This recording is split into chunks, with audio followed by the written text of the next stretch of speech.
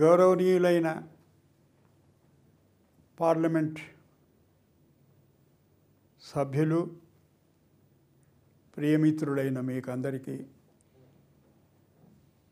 మీ సుదర్శన్ రెడ్డి నమస్కారం. నేను మాట్లాడుతున్న సందర్భం మీకందరికీ తెలిసిందే. అయితే ఇది కేవలం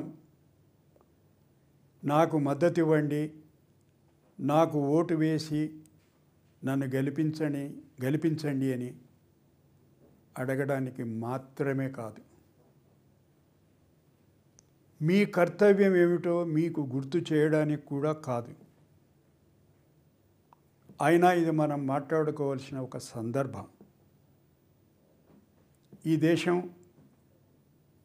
మీది, నాది, మనందరిది. దీని నిర్మాణంలో మనమందరం భాగస్వాములం. ఈ దేశ నిర్మాణం ముందు ప్రగతి రథం వైపు పయనించాలంటే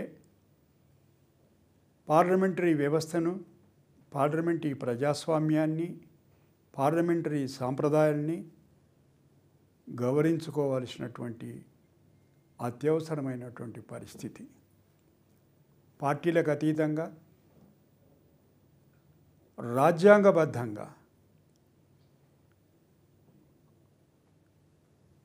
మీరు ఆత్మ ప్రబోధానుసారం